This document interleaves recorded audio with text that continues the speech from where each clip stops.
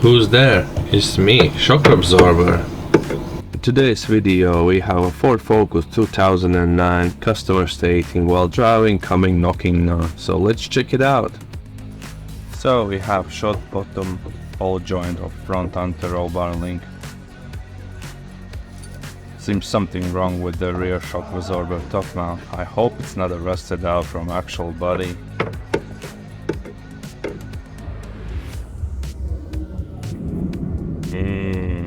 Humming noise indicates bad wheel bearing. So let's start with the easiest part, anti-roll bar link.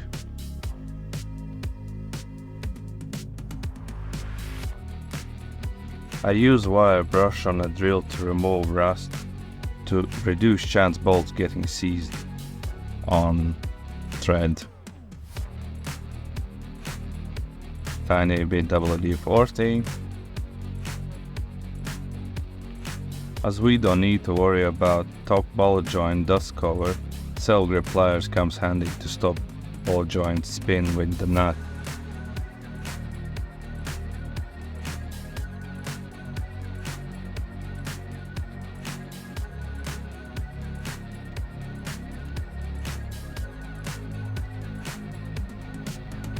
"17mm impact socket with impact gun does the job fast.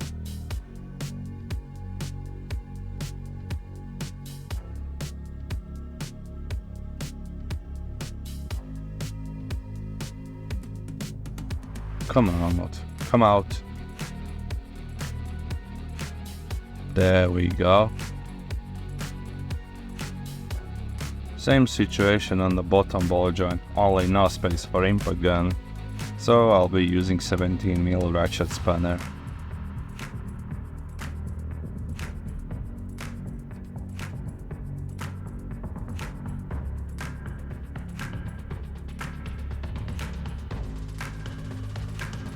So let's compare the parts. Looks good. Let's put new one in and do the process in reverse.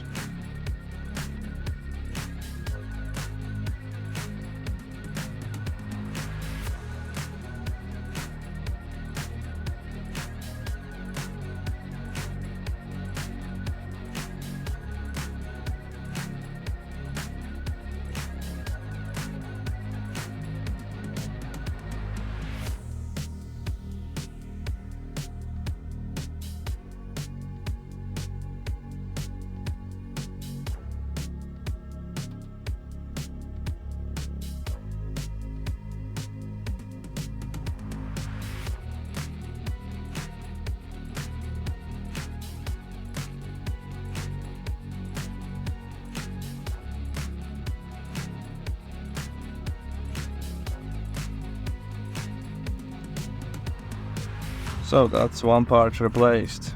Let's move to the other side where we have a bad wheel bearing. I start by removing ABS sensor.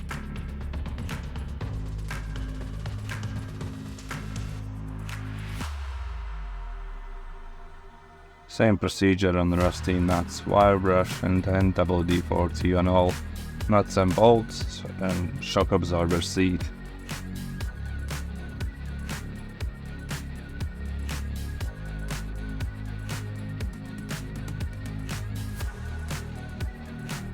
Wheel bearing lives in wheel hub, so everything has to be disconnected and removed to side. That includes complete brake system from this hub, suspension arm ball joint and steering truck rod end ball joint.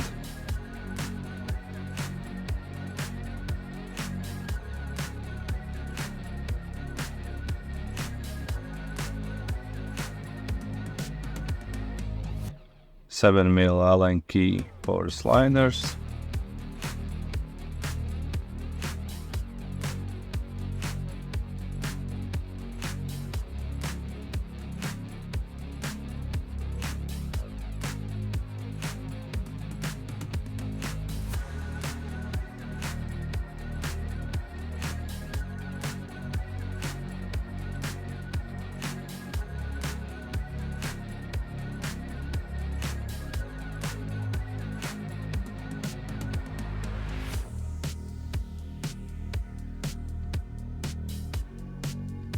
Now we can hang the caliper on a shock absorber or spring, so it was out of the way.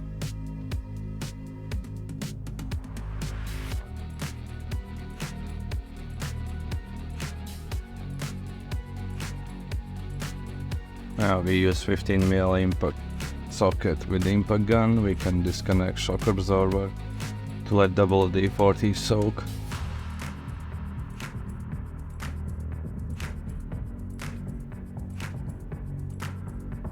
Same size for the mounting bracket.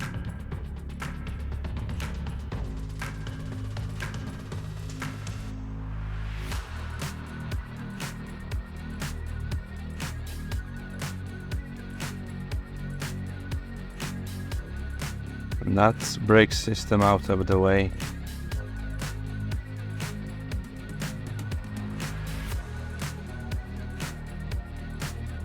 .21mm spanner for the suspension arm ball joint.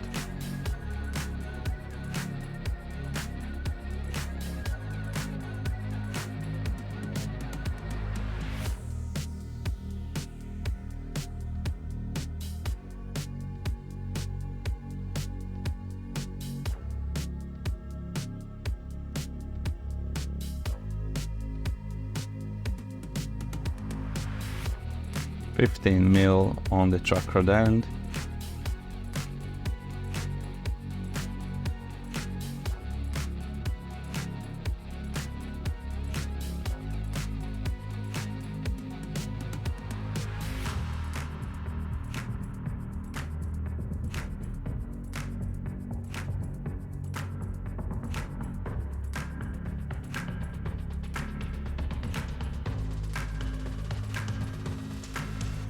Couple taps with the hammer.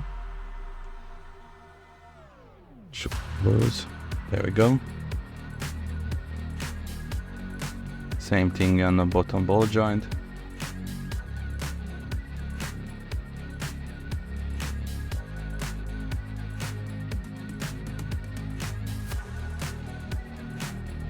$13mm on the hook bolt that holds CV joint. Push it out, make sure it's free.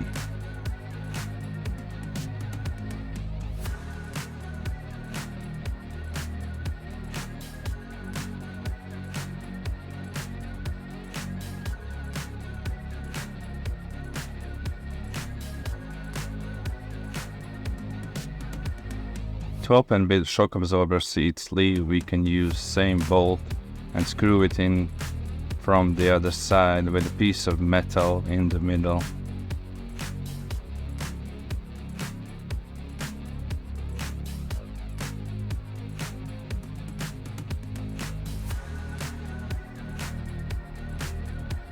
This is gonna help us in next step.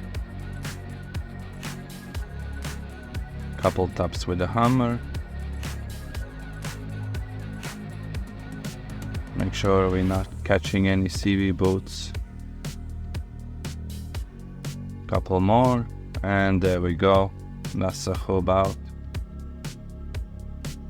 Some unboxing experience.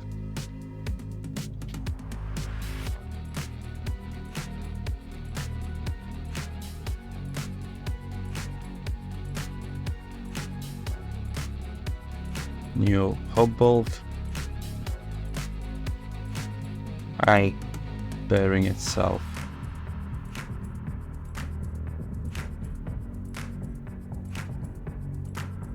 Let's compare it. Yeah, it looks same. To get the old bearing out, I use hydraulic press.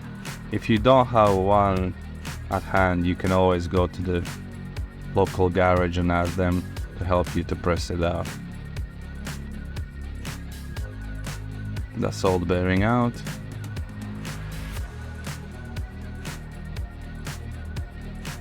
And the new bearing goes in.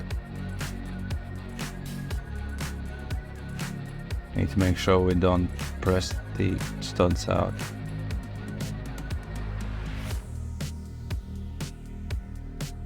That's almost in. A little bit more, a little bit more.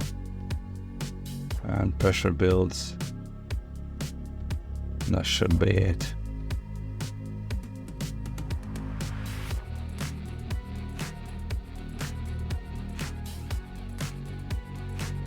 That's new bearing in.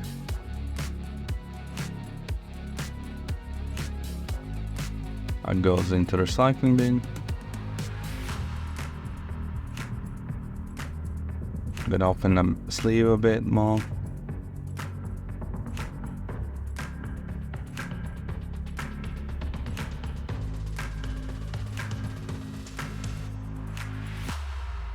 Wire brush to clean any rust inside to help us to put it back in.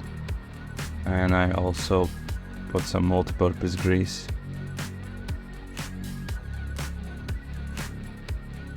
This is a tricky part.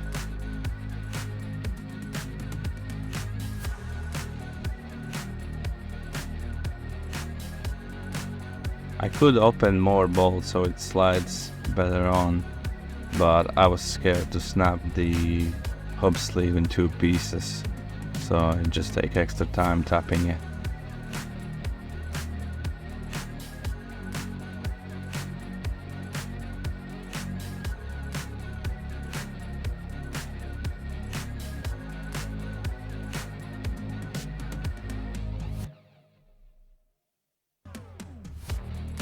That's all the way.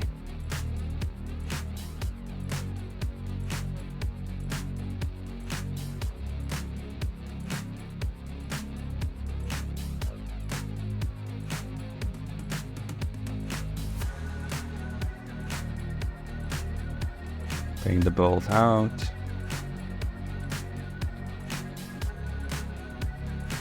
And we can screw it back in its original place.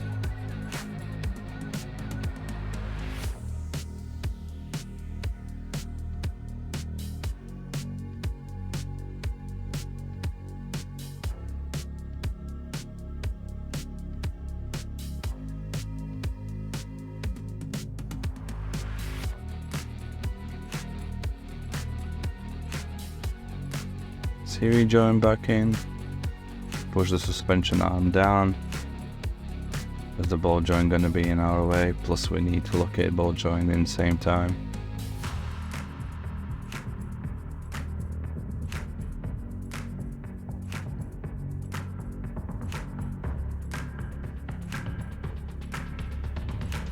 Match up the boot.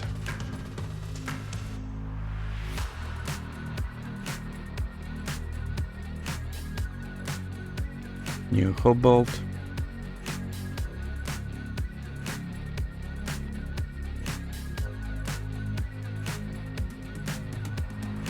I'll secure it now just in place. Chuck rod end back.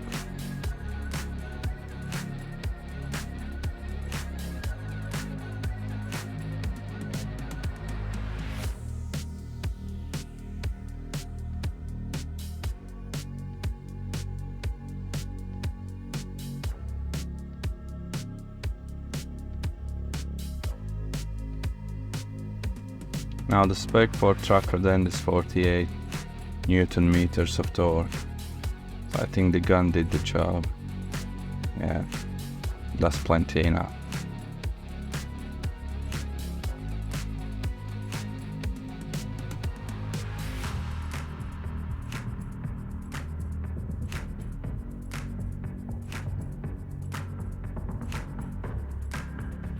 Ball joint now. To speed the process up, I took the 21 ratchet spanner.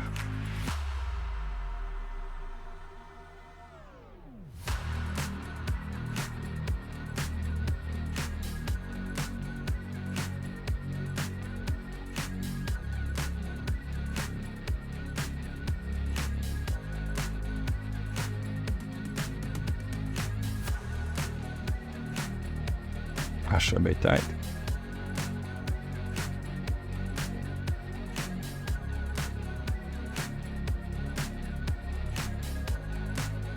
Now brake discs, I use the brake cleaner to clean it up in case of any grease got on the surface.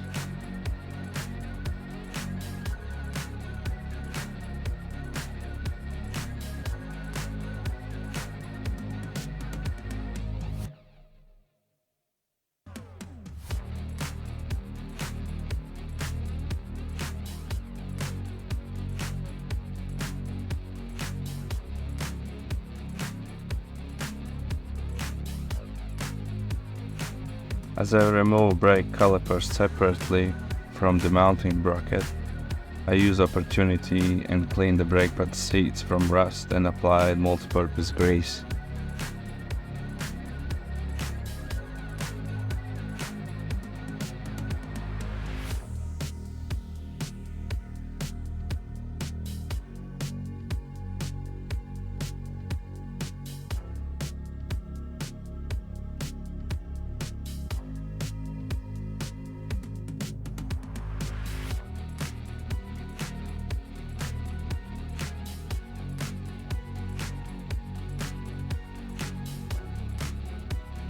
Tight.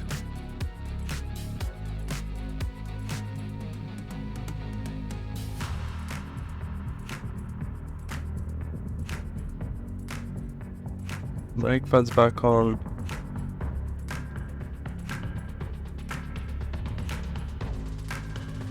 And the brake caliper.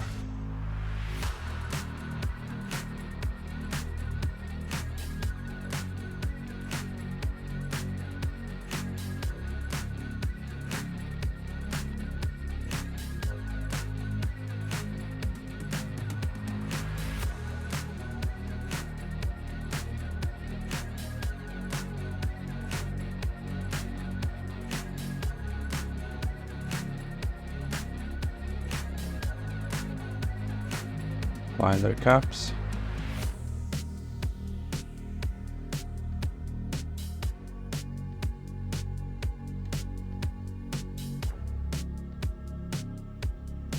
ABS sensor. Make sure it clicks. Here you go. And retaining spring for the caliper.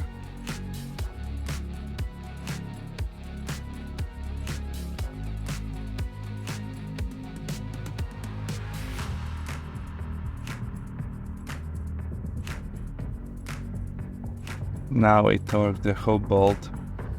Usually these bolts is one of the bolts that uses highest torques, but because this is a small bolt, to keep it in place, torque spec is 45 Newton meters and then 19 degrees. This will keep it from coming loose.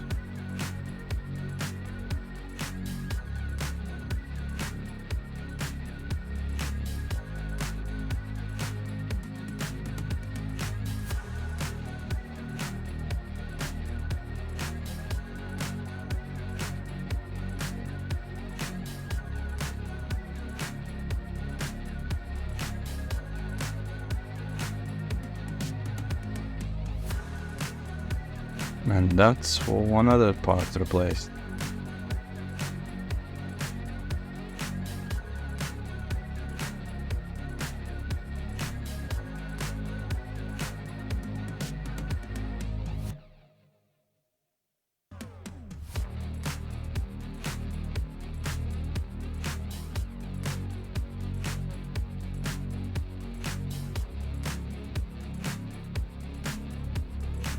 Now moving to the rear of the car.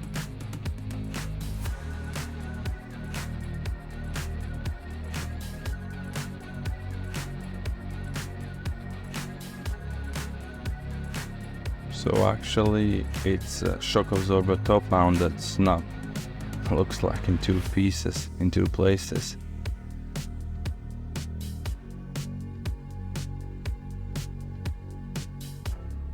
To remove the shock absorber, I use 15mm impact socket with the impact gun.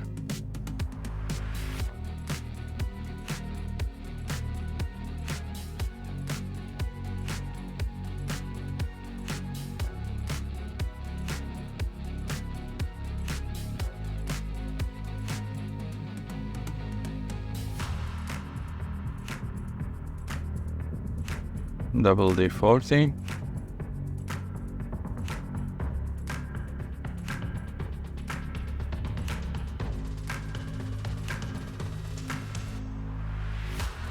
Typically not spins hole shock absorber.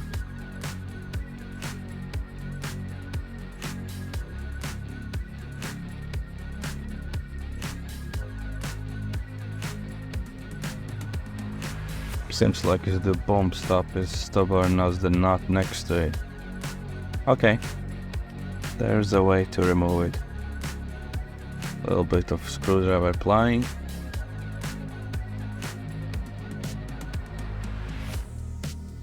And it's off. It's not recommended to use the self-grip pliers on actual shock absorber, but because this is a high point, it would never reach. If we would reach, then the shock absorber is gone a long time ago. Yep, this did the trick. Wow, that's something new to me. Snapped in 2 places. Let's get the new one.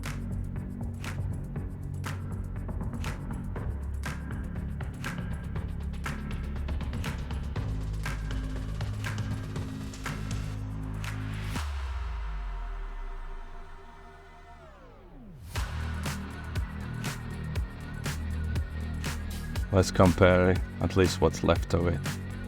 It looks same.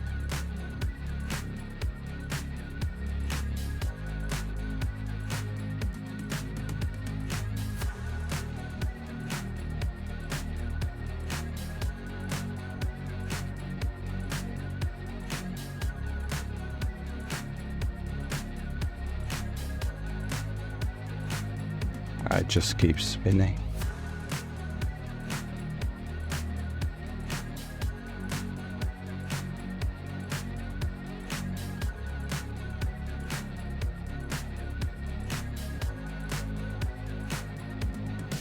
Goes back in bump stop.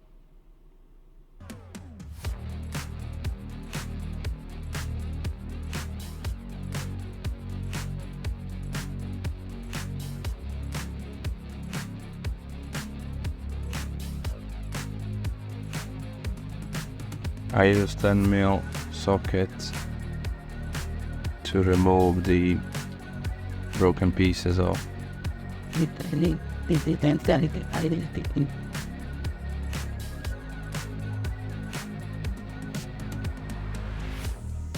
That's one piece off.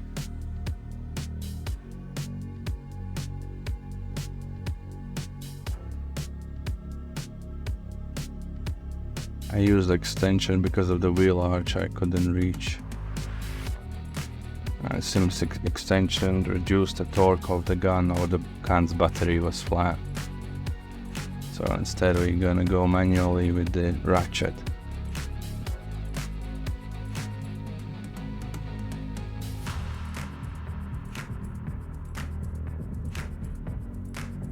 Some ratcheting later. Other pieces out. So shock absorber with the new top mount goes in. I catch the threads by hand to reduce chance cross-threading them.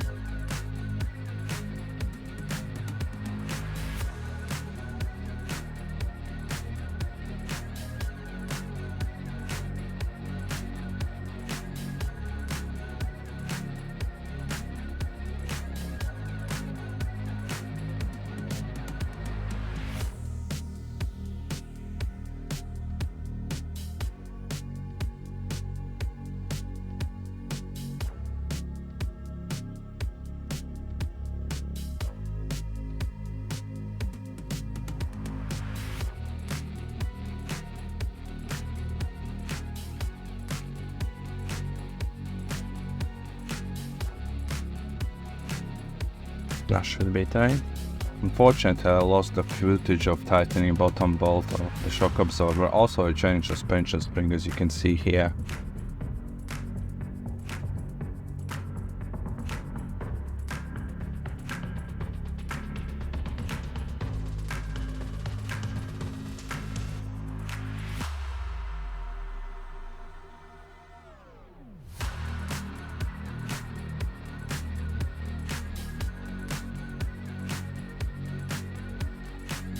I torque all the wheels that I removed to the spec.